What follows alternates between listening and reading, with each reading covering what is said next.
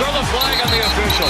Welcome to That's Good Sports. I am Brandon. It took me less than a week to figure out how to fix all of the NFL officiating problems by condensing its rule book, Perna. This monstrosity is longer than the Old Testament and has none of the savory violence. Today, we're taking a look at the NFL's least funny practical joke, the laws that govern the great and misguided sport of football. To fix the mistakes of our football forefathers, first we need to take this book and fit it into something about this size, a pamphlet, a Cliff Notes version of NFL rules, which I will do today. I'm going to present to you the only penalties the NFL needs to enforce during a game and how to alter/properly tweak those rules to make more sense in the modern NFL. In lieu of the taunting, penalty, emphasis, outrage, this seemed like a necessary video to make. That's good sports.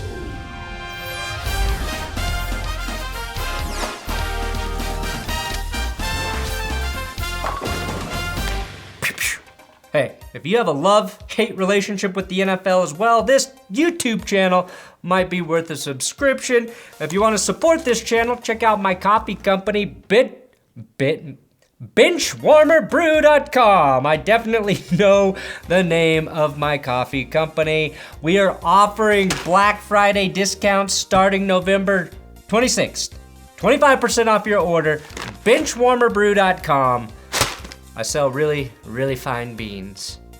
They're the finest beans. You just gotta put them in your mouth. You just gotta put them in your mouth, and you'll know. How do we fix the NFL rulebook? Well, the NFL will claim there are only 19 rules, but each of those rules have articles and subsets of rules, and after diving into the rule book, there are at least 58 fouls that can be enforced during a game. My goal here is to help the NFL officials. When you see this, I don't want the first emotion you experience to be rage. I want them to have a chance. So today I'm going to focus on the fouls, not necessarily the rules, as NFL rules cover everything from player uniforms, field markings, equipment, to ball placement on the field, and whether or not Pete Carroll can use a flip phone as a challenge flag. Just look at how long this section is about shoes and socks. There's an item titled detachable kicking toe. I don't know what that is, or if it's legal or illegal. It's just there, like Andy Dalton. Now, I'm not trying to rewrite the game, just eliminate unnecessary rules and tweak existing rules to make them fit. Things like free kicks after a safety, not kicking the ball out of bounds, details of fair catches, how teams can line up on kickoffs and punts. Those things are fine. We're not gonna get into the minutia of the game. I'm interested in the big judgment call fouls that get flagged in every game that ultimately ruin it by giving the referees too much power. And that pass hit the umpire. Now here's a list of fouls the NFL can do without. Let's eliminate a few easy ones for free for the NFL Competition Committee. Rule 1, taunting, gone. Easiest decision of my life. Talking trash has always been part of the game, and anyone good enough at doing it to cause a physical altercation should be allowed to use that strength. Remove it entirely, and Cassius Marsh would be considered a hero, not a martyr. The NFL is the only pro sport flagging players for literally looking at each other. I've seen competitive crocheters give nastier looks to each other than what Marsh was flagged for this season. Roughing the passer, gone. Body weight on the QB, hitting a little too high, hitting the QB a little too low. Get rid of it all and file quarterback protection under late hits. I'll explain that more in a bit. If a defensive player slaps a QB on the helmet or shoulder pads or nameplate while they're throwing in an attempt to hit the pass or tackle them, that's not a penalty. That's why they wear a helmet and shoulder pads. Spiking the ball after a play should not be a penalty. I don't care where it happens on the field. We'll simplify this though under unsportsmanlike conduct today as well. Illegal formation, illegal motion, illegal shift, Stupid rules. Who cares how the offense lines up? Who cares who is in motion and who is or isn't set before a snap? Get rid of them. Leaping. Defenders should totally be able to jump over the offensive line on kick attempts. And I do not care if they use the center or any lineman for leverage. Force kicking teams to use a fullback to block those leapers. Tripping. Just make it legal. If you're allowed to tackle with your arms, you should be allowed to tackle with your legs. However, as a caveat, if you attempt to trip a player and miss, you have to hop on one leg for the next play. That seems fair. Okay, I'm 50-50 on tripping. But one thing I'm certain about is a rule I'm going to add. If you are over the age of 65 or when a normal US citizen can receive full retirement benefits and or collect Social Security, you cannot officiate games with the greatest athletes on earth competing against each other. Don't guarantee. Now here are the only fouls the NFL really needs to enforce on game day. This is how we fix the game and make the NFL great again. Number 1, offensive holding. Right now, holding is a drive killer in the same way that a sack is, at least if you're watching one of the 26 teams without a top 10 QB. The fix, make it just a 5-yard penalty, not 10. A league that's always trying to boost offensive numbers should make holding a bit less punitive. Also, if you really think holding is ruining the game, drop the rule outlawing defenders from slapping guys on the helmet. Helmet slaps were funny, and it seemed to help at the time. Just ask Deacon Jones. Number 2, defensive holding. It remains a 5-yard penalty, but is not an automatic first down. Why are offensive and defensive holding penalties different yardage fouls?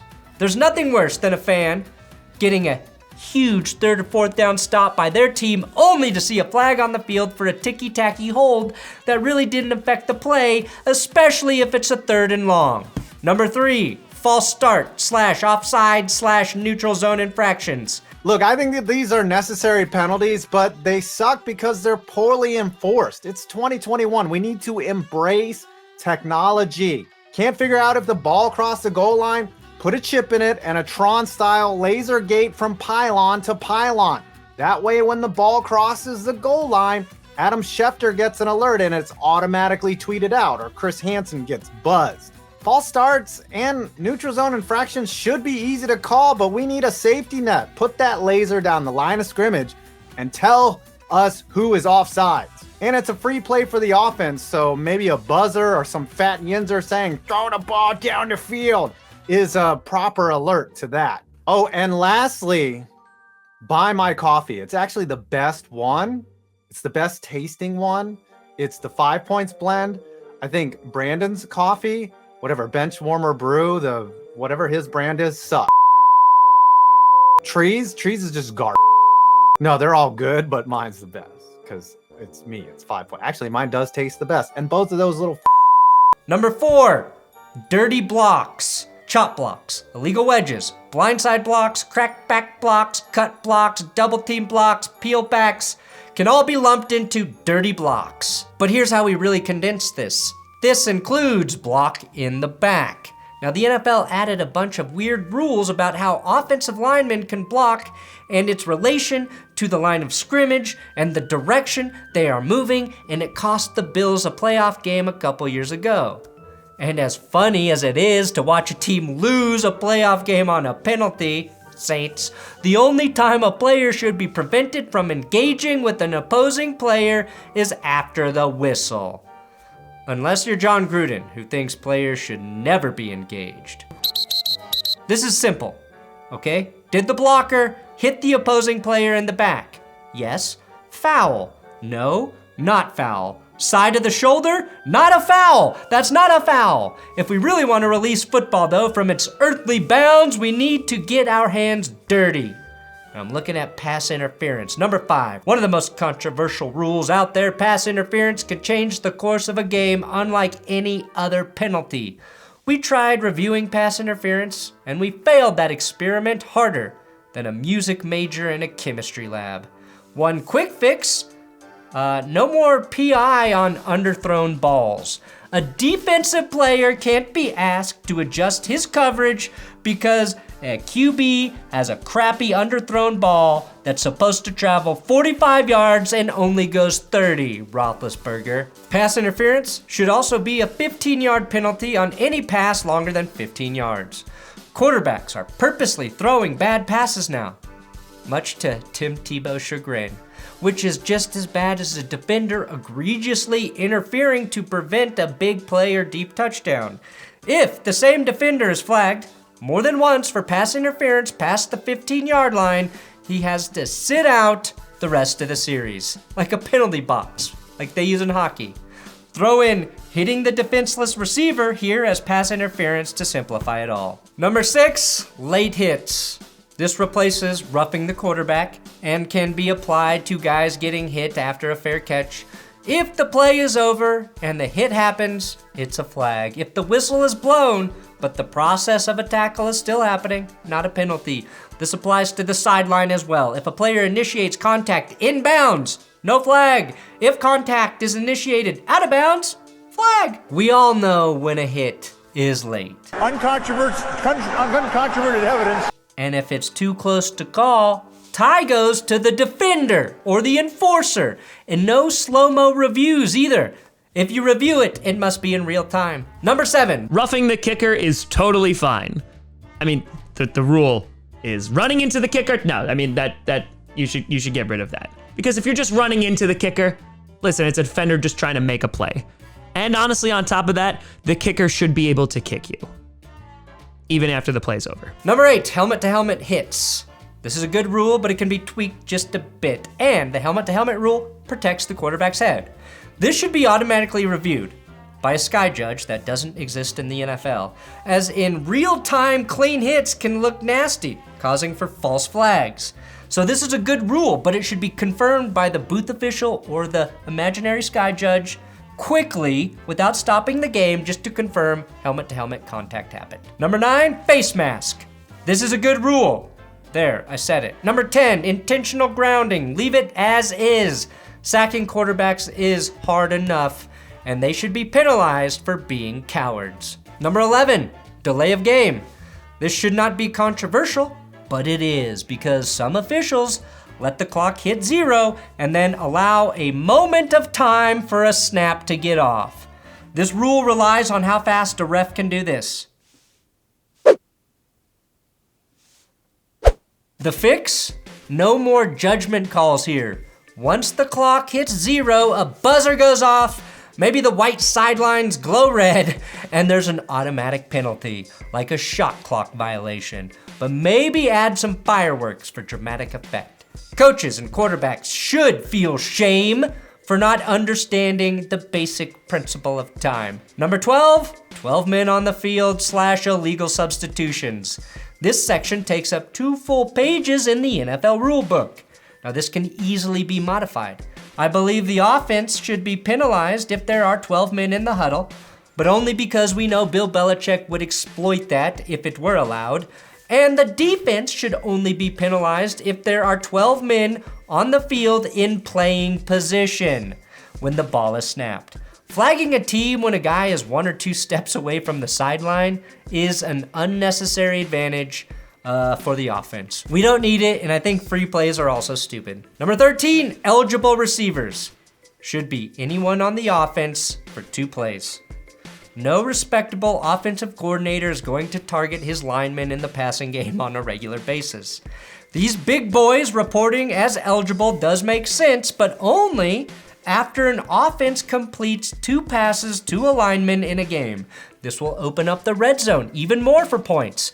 We were all robbed of one of the greatest touchdowns of the year when Robert Hunt's touchdown was reversed in that Dolphins-Ravens primetime game. And number 14, unsportsmanlike conduct is about the vaguest of the rules in the rulebook, covering everything from taunting to hits out of bounds. It's like a child before their dreams are crushed by the real world, believing it can be whatever it wants. We've already covered illegal hits, so let's repurpose this rule to cover celebrations, taunting, and egregious acts. Football has etiquette, just like any other sport. but at times the league can get too soft about it. Remember that time Von Miller got flagged for pulling the too slow move on Tyrod Taylor and it cost the Broncos a game? Unsportsmanlike conduct, like taunting and excessive celebration, should never, ever be flagged. Simply stopped by the officials. Just say, knock it off, end it. If player contact is made after the whistle, shoves, punches, tackles, what have you, that's unsportsmanlike conduct. If a player intentionally does any of those things to a ref, also unsportsmanlike conduct. If he accidentally touches an official in a heated moment, not an ejectable offense. So again, officials cannot flag celebrations, taunting, whatever. They can stop it. They can't flag it. And I know that's inconvenient for NFL owners' feelings, especially when black players do it. But viewers like when players get excited and animated. It is a game after all. They're supposed to be having fun. Okay, I'm fairly certain. You have to be certain. We can play football under just those 14 rules. If you think I missed anything, please comment down below and I'll staple your inclusions to the back of my Cliff Notes version of NFL rules and we can build back up to where the NFL started. After all, remember, penalty flags are just where referees hide cocaine. My flag was being returned to me. But I have just perfected football, the most popular and lucrative sport in the country. This is what could happen if people ever bothered to ask my opinion. Thank you to my fellow YouTubers, Tom Grossi, Urinating Tree, 5 Points Vids for collabing in this video. Make sure you check out their channels. Click the video on the screen if you want to watch more of my crap. Big shout out to my writing partner at Will Keys and Alex Falk for helping me write this beast.